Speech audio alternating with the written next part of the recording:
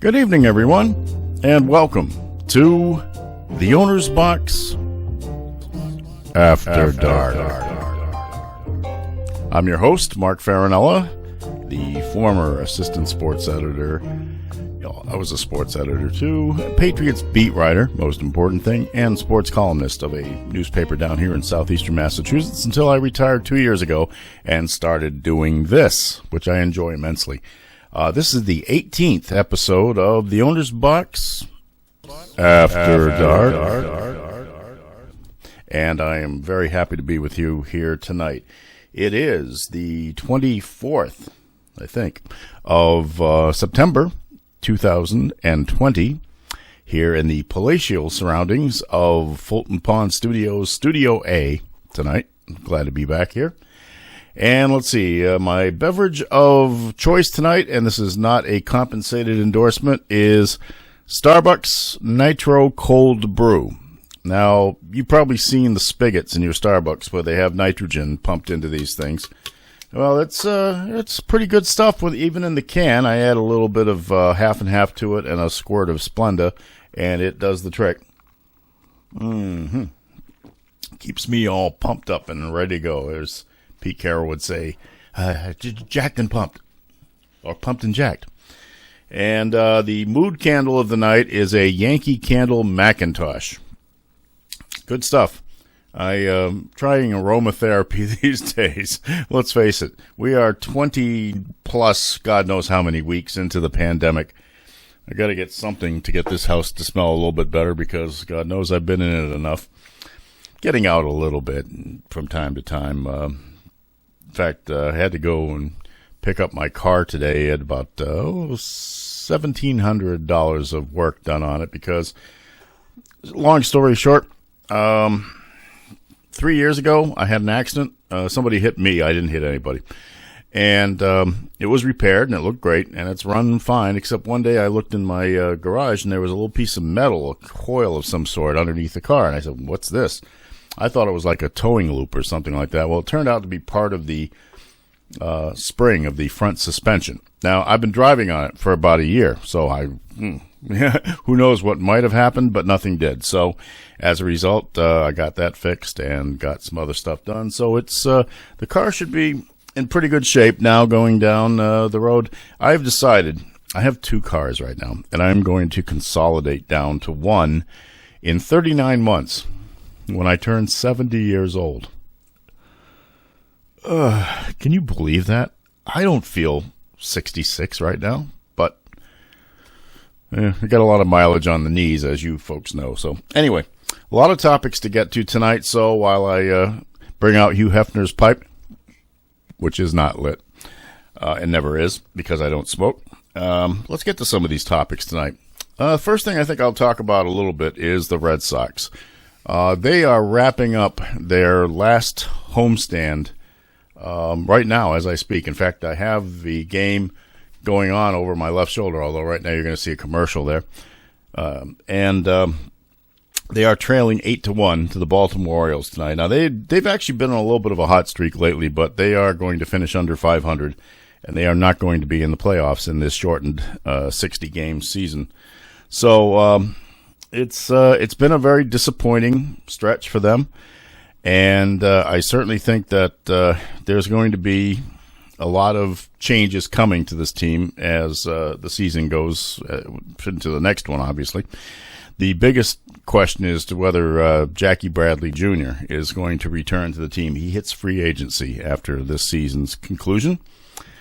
It's funny. When he first hit the scene, when he first came up to the Red Sox, and everybody was just raving over him as if he was going to be the next Yastrzemski, Williams, whatever. I mean, I don't know if they felt he was going to hit like that, but they really felt, as he has proven to be, quite a very good talent.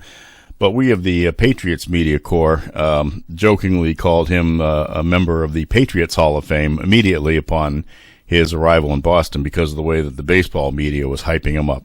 We tend to have a tad of a rivalry with the baseball media because Yeah, and I've known a lot of great people over there. Certainly one of my favorite people is the late Nick Caffardo, with whom I worked at the Patriot Ledger in Quincy for about 2 years. And in fact, the last Red Sox game I ever covered of my attempts to cover them in the 1980s was a game at Fenway Park when Nick was the lead beat writer, and they sent me along too because we wanted to do a day at Fenway Park, kind of a compilation, a special section type of thing. And we did that. Nick helped me out a lot. I got to interview Joe Morgan before the game in his office, and I sat with Mike Greenwell's wife, who was about 9.5 months pregnant, in the stands behind home plate to talk about why she was there when she was about ready to pop.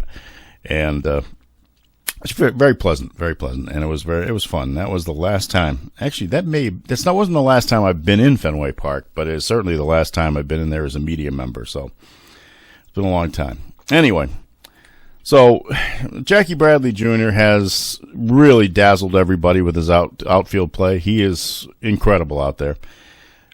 He's had his ups and downs as a hitter. He's actually having a pretty good end of this season right now. And yet I feel that there's going to have to be some moves. The pitching staff has to be addressed. Now, they're hoping to get Chris Sale back next year, but he may not be ready right off the bat. He's coming off of Tommy John surgery. Nobody knows what Eduardo Rodriguez is going to be able to do, and people are legitimately scared. As you may recall, he had COVID-19, or at least he had tested positive for it and had mild symptoms, I guess. But he also had some heart problems that accompany that. Now, whether that's going to be permanent or whether that he will be able to get over that, nobody seems to know. So that's a big question as to whether he'll come back. And those of you who recall, a couple of episodes ago, I had baseball writer Maureen Mullen on, and, of course, she made some great points. The biggest point is whether Chaim Bloom, the new general manager, or at least the chief of baseball operations, or whatever they call him over there, will be able to make some positive moves to shore up the pitching staff. There have been some encouraging performances by some of these young guys, finally, after they, I was wondering if they were going to call me. I mean, I probably had an inning in me that I could throw 55 miles an hour, maybe, before my arm would fall off. And given some of the guys they trotted out there, there was some awful pitching this year. But lately, some of these younger guys have really been kind of impressive. So we'll see. I mean, they still have a solid lineup. They're going to have some interesting players. They just need pitching. If they could get some pitching and do it without having to sell off all of the good players, that will be good. In fact, I actually have some high hopes for one kid. He's going to be probably down in the system for a while, but there's a kid from Attleboro High School who recently signed. His name's Nate Tellier, and he was a pretty solid pitcher in high school anyway, and he got caught the Red Sox eye. So I'm not saying he's going to go up there and suddenly become Roger Clemens or anything like that, but the fact is, at least if that's the case, we'll all be very happy if it's a local kid who kind of can help them a little bit. But some of these younger pitchers that have been pitching lately, not bad at all. And maybe there can be some hope after a year.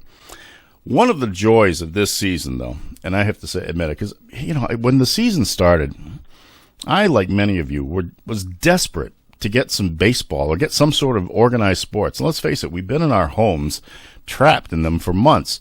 Everything was gone. The spring high school season, the start of baseball, hockey, basketball, they all went on hiatus. And don't get me started about the Celtics, because I really don't like the style of play. I mean, they will be going they're down 3-1 right now in their series to the Miami Heat. It's the Eastern Conference Final. And I'm just not into it. I mean, it looks like AAU basketball out there to me. So, but anyway, back to the Red Sox. When they finally started playing, and then the first night, they just absolutely croak the Baltimore Orioles, and you felt that, well, we all know the Orioles, but there was hope. And then it just, the bottom fell out, and they couldn't hit, and they couldn't pitch, and then when they could hit, they couldn't pitch. And then if they could have a 5-0 lead in a game, it would be 7-5. They'd be losing within about 3 or 4 innings. The phrase opener became popular in New England for the first time ever because they couldn't get real starting pitching. So, and I just hate that. I mean, I hate the fact that they're trotting out 100 pitchers in the game. That just that's just not baseball. I'm still ticked off when a guy can't go at least 7 innings. I mean, you think about some of the pitchers over the years that, cranked up 11, 12 complete games a year. Nowadays, a complete game is like a miracle. I mean, you just don't get that. So, anyway, but the joy of the season was the way that they had to do the broadcasts.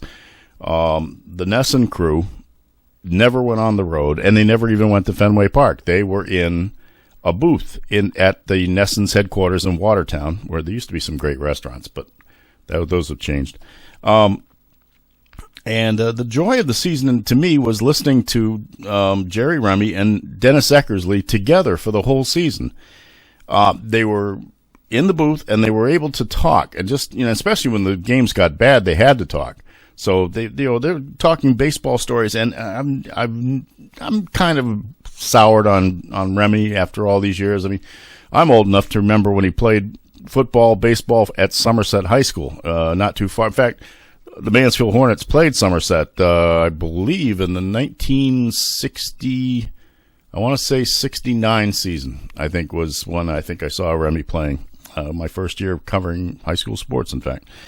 And he kind of had become Mr. Obvious over the last few years, I thought, but with Eckersley in there to kind of challenge him a little bit, I think the insights have been great, the stories have been great, the byplay has been fun, and I as opposed to a lot of people around here who don't like Dave O'Brien, I think he's doing a good job. I enjoy listening to him.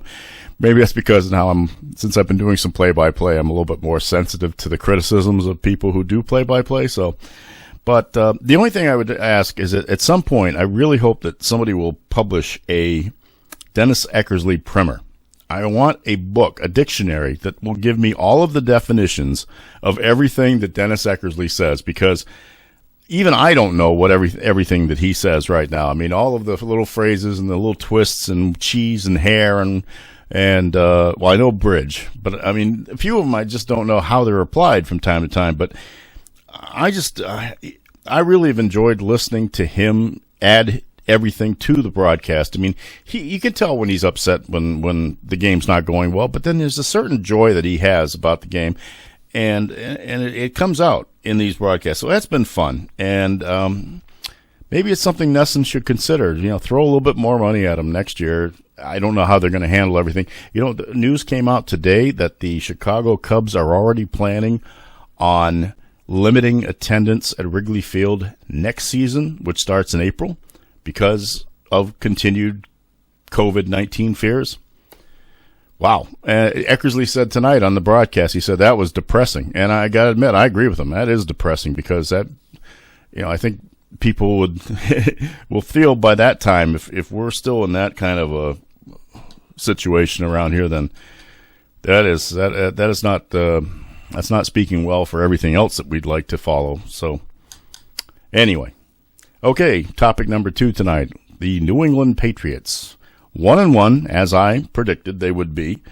But boy, what an effort against the Seattle Seahawks. Let's face it. All right, they lost the game 35-30. We all know that. And it was starting to get away from them towards the end. But I got to admit, I was impressed by the way they were able to come back and the poise and the leadership shown by Cam Newton. Now, remember, we've watched Cam Newton from afar for a long time. And maybe, you think that because of some of the gimmicky stuff he wears, or maybe the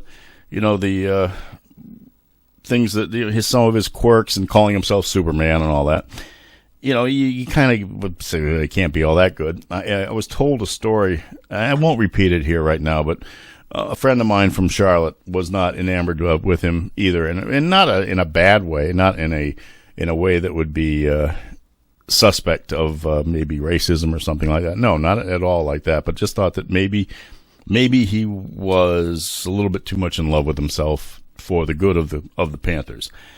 But I'll tell you, he's come in here now. Understand, he's hungry. He doesn't have much of a contract right now.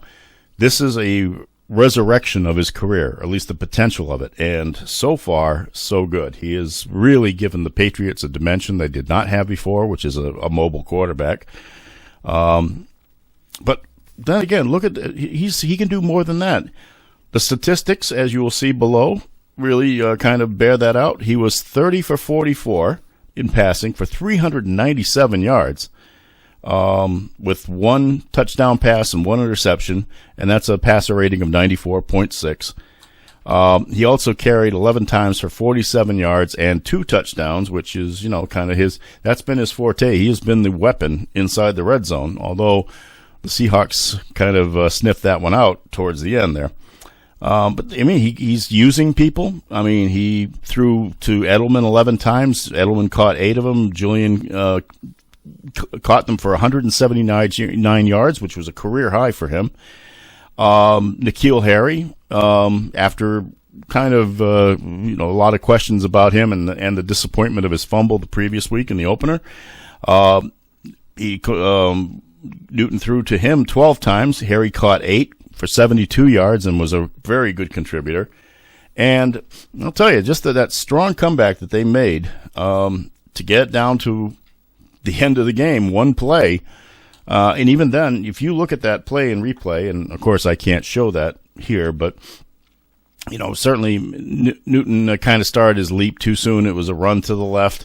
The fullback Johnson kind of whiffed on a guy a little bit, but the Seahawks had loaded up that side, and all the big bodies were over there, and they knew what was coming. But if Newton had broken it outside a little bit, he might have had a chance to beat those people to the end zone, and he said that afterwards. He knew that was a possibility. So they had a really great play on the touchdown pass. It was a touchdown to Jakob Johnson, the German-born fullback, and I think the first player from the international development program that they have in the NFL to score a touchdown.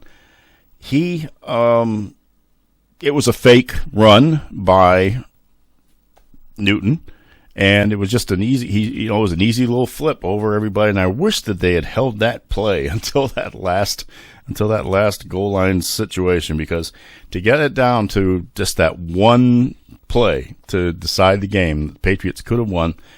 It's still a W. I mean, still an L. I wish it was a W. And it will not be anything more than that in the standings. Nobody likes to use the moral victory type of, or moral loss, or whatever the phrase is, but you know what I'm saying. Defensively, I wasn't that happy with it. Other than the pick six by Devin McCourty to start the game, that really kind of was a little shock to Russell Wilson to throw it right into McCourty's hands.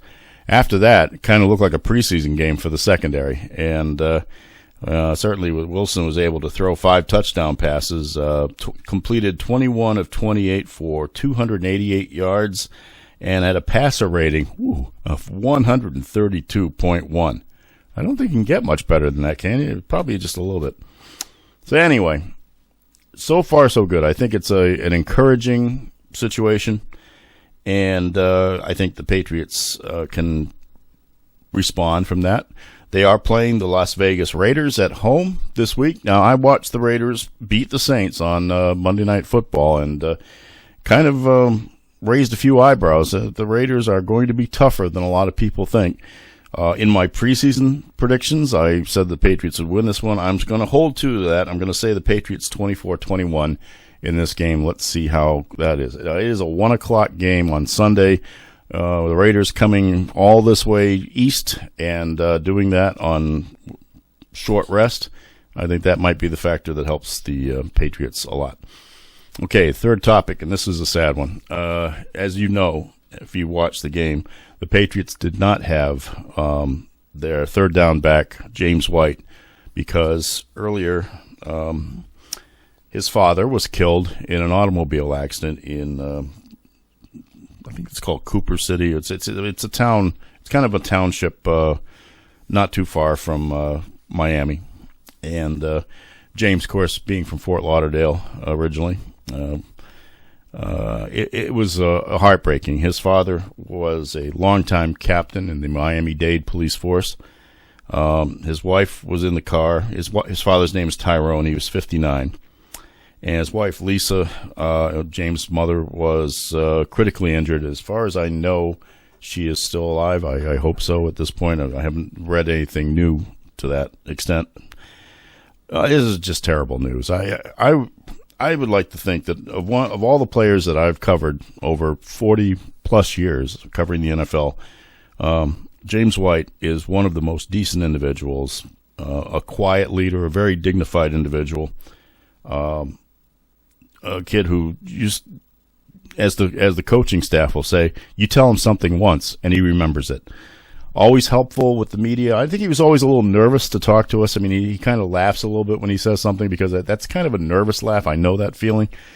But he's always been helpful. And I was fortunate on the day he was drafted, 6 years ago. Somebody told me, and I can't remember who, maybe it might have been somebody on the Patriots media relations staff, but I can't remember, to be honest. But they told me that he had relatives living in the Attleboro area. And I said, wait a minute, kid's from Fort Lauderdale. He went to Wisconsin. I mean, and, did they just move up here or something? Apparently no. And as it turns out, his aunt and uncle, Desiree and Arnold McNeil, had lived in Attleboro for over 20 years. Just moved up here. That was where work was, and that's where they set down their roots.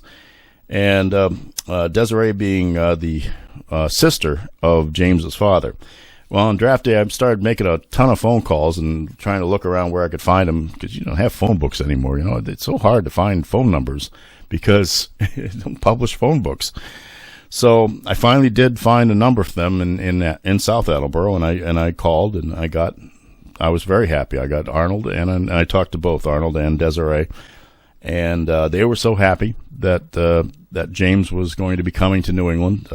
They told me how decent an individual he was, what a hard worker he was, never a troublemaker in his life, just the kind of kid that you would want to have as your own kid. And let's face it, I'm kind of happy that was the case, because this was a great local story that was just basically being handed to me. And I really was happy it turned out as it did. So I wrote the story, and I think I'll be able to project a screen grab of it up here.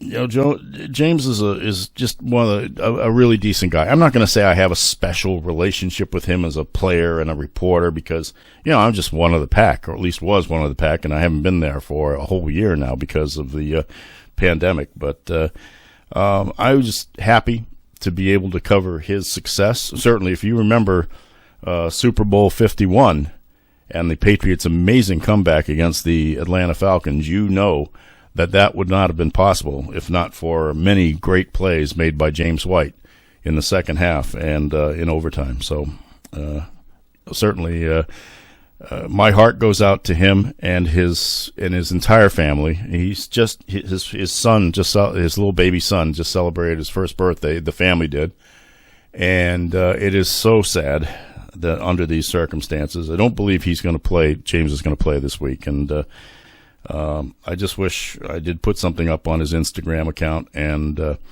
I'm sure I share the feelings of a lot of people in New England when I wish him the most sincere condolences and hopes for his mother's recovery, and wish for him to be able to find peace throughout all this, because you don't believe that bad things can happen to good people, but this is a sad thing, and I know people who have lost parents in automobile accidents before, and it's a pain. It's especially when you lose a parent, as I've lost both of mine now, but both died of natural causes, quietly and peacefully, and I consider myself blessed for that. But nothing is ever right after you lose your parents. You never forget them, and you never forget what they gave you and what they sacrificed for you. And for it to happen under incredibly tragic circumstances, I don't have any idea what that feels like. And I just hope, as I said, I hope James will be able to find peace. We will be back with our last comment after this commercial. このうまくもまずくもないらをどうします？焦がしちゃいいじゃん。焦がしていいよ。何これ？滑らないのマジ無理。ラオウ焦がすなんて許せないっす。焦がす勢力が拡大。焦がす大量の焦がしたものを焦がしました。金のラオウマン。ラオウマン。何やそれ？ラオウのリアルコアプロセッサーや。こうたらレシートついてくる。食べろ。焦がしラオウ。日清。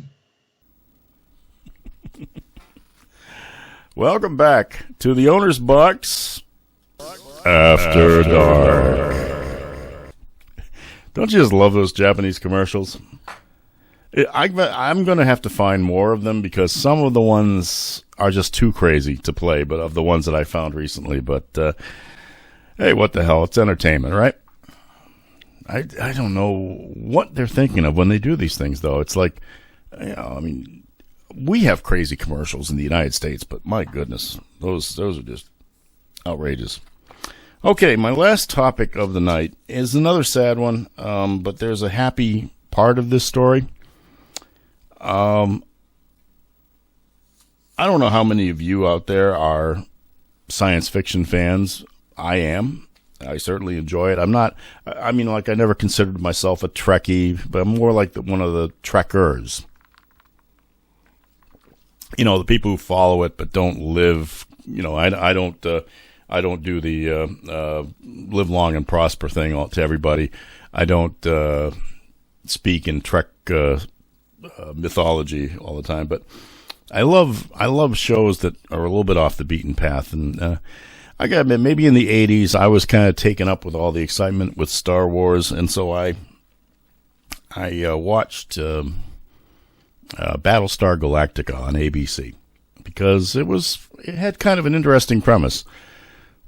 Humans out there in space somewhere, 12 colonies, 12 different planets, and this race of mechanical nasties, the Cylons, attack them and wipe them out, except for a ragtag fleet of civilian ships and this one aging, kind of like a giant aircraft carrier in space, the Galactica, one of what used to be an amazing fleet of all these great big ships. Although this was an old and rickety one, and Lorne Greene of Bonanza fame was was Commander Adama, and it goes on and on. But you know, it was kind of fun, but it only lasted one season. It was too expensive, and ABC wanted to kind of make it. You know, they wanted to make it changes. I mean, the plot went all over the place, and just at the end, when it looked like they were going to find Earth, the 13th tribe, the tribe that got away from the colonies originally,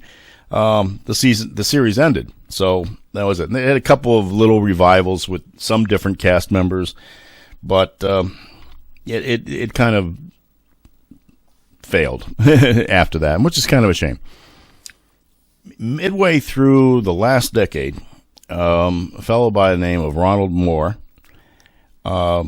decided to revisit Battlestar Galactica, and this revisiting and this kind of re-imaging of the series was incredible. I mean, there were still premises that dated back to the old series, but the Cylons were now a race of people of I guess you could call it, they were still robots, but they were also flesh and blood robots who had originally been created by the human race, and they escaped after waging war on the 12 colonies, and blah, blah, blah, and they go out into space, but then they come back and they have a sneak attack and, again, wipe out the home planets.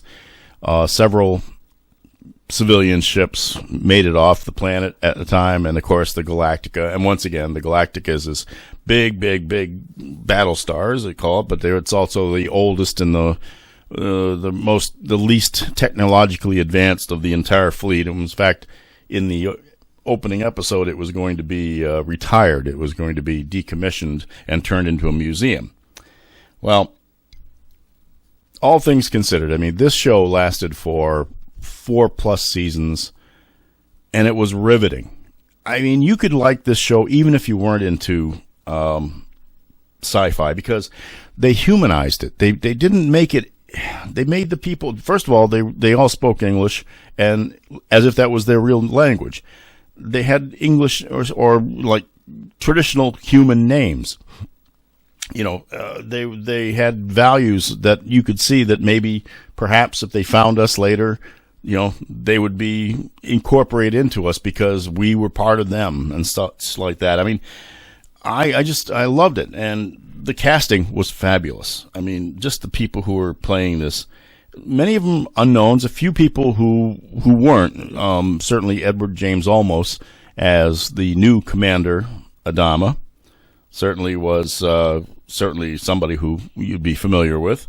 But a lot of the people that were cast in this show were maybe Canadian actors or actresses because it was shot in the Vancouver area. Some of them had some recognizable work here and there. But for the most part, these were pretty much new people that you could kind of get to know from the start, and then you would and then as their episodes and their stories kind of followed, you would actually get to know and love or hate them. So one of the best, I think, actors in the entire series was a fellow by the name of Michael Hogan. He played the crusty old executive officer of the Galactica, Colonel Saul Tigh. Now, you may remember, in the original Galactica, there was a Colonel Tigh. And I'll throw you a little trivia question right now on that.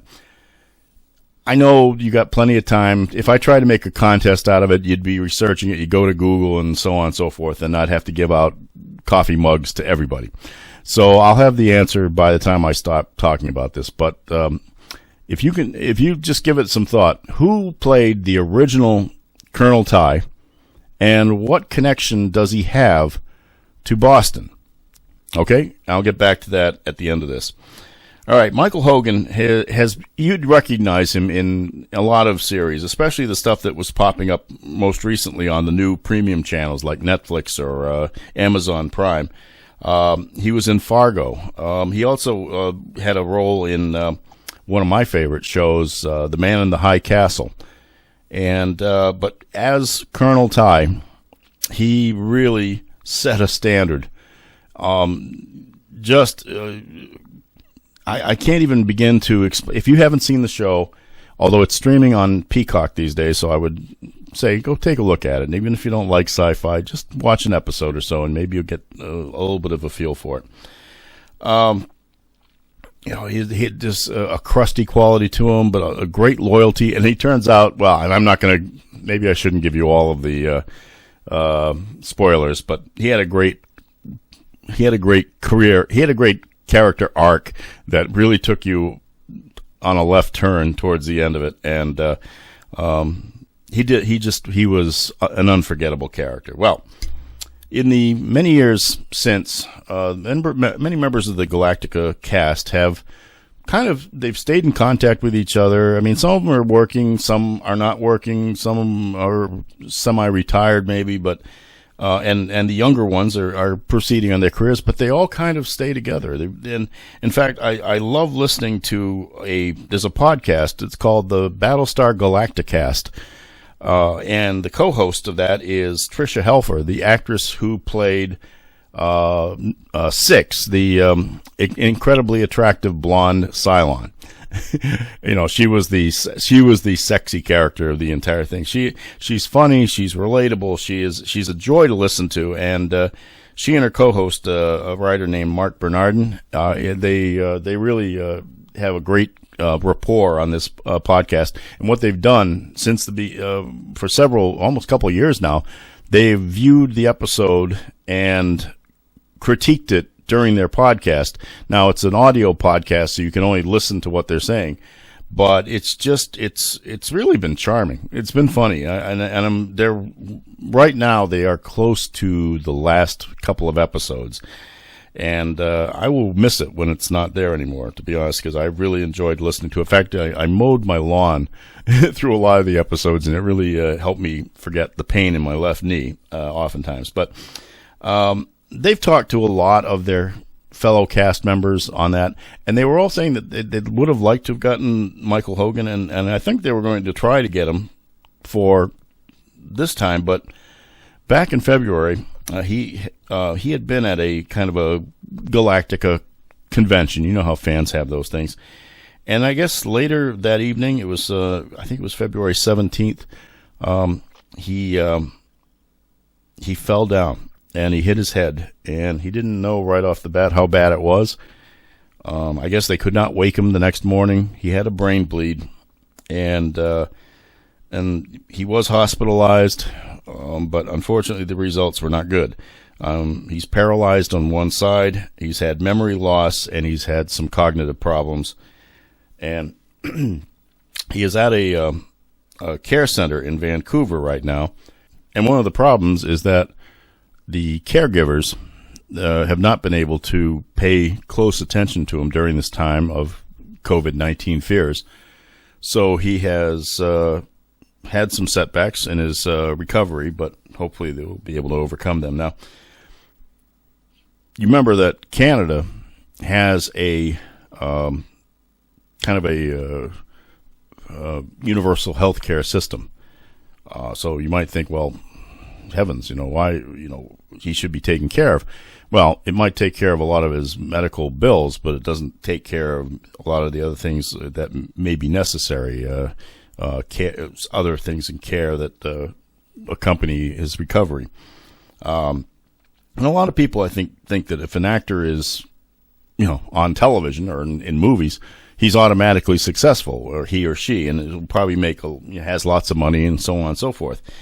It's not always the case. These people have to work for livings. I mean, listening to people. I mean, one of the other actresses in that show, Katie Sackhoff, who played the re-imaged Starbuck. You may remember he was Dirk Benedict in the original series. They made that character into a woman, and people were crazy. Well, how did you do that? It was actually better than the original, shall I say.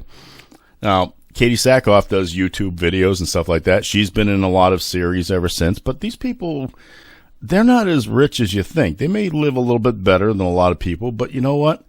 It can be challenging, and when something catastrophic happens, it's not good for anybody, and it really isn't. So as a result, his wife, Michael Hogan's wife, Susan, I believe is her name, started a GoFundMe page looking for some help, for some of the expenses that are going to follow for special equipment that they're going to need during his rehab, and maybe other things that certainly travel, things like that. They're thinking that he may never be able to act again. He may not be able to make it back from that far, but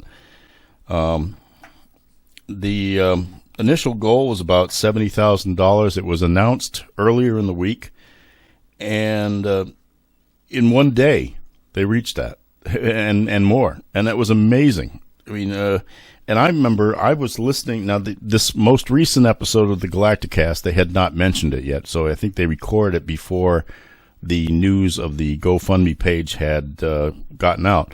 But if you looked at Twitter and such, many of the members of the cast mentioned it quickly once they had learned about it, and certainly people who watched the show and enjoyed it contributed, as did I. Not much. I think I sent $35, I think, that was Canadian dollars, so it's really about 28 or so in American.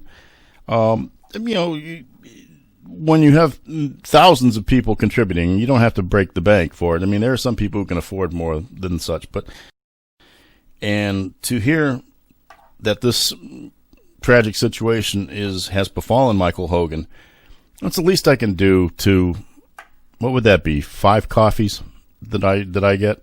Yeah, 5 coffees. 1 week of coffee.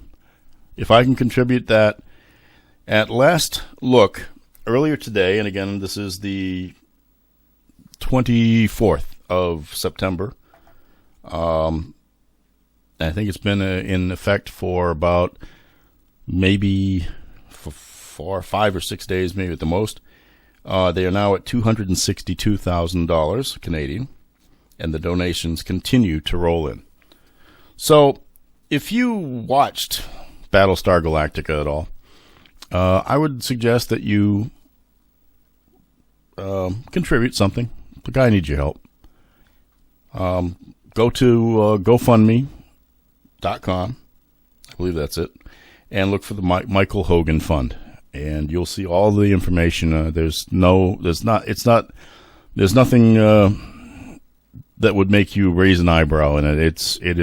His wife tells the story, and also the woman who has started the fund for them explains fully what happened. And I feel that, sometimes, I don't know, it's the least you can do.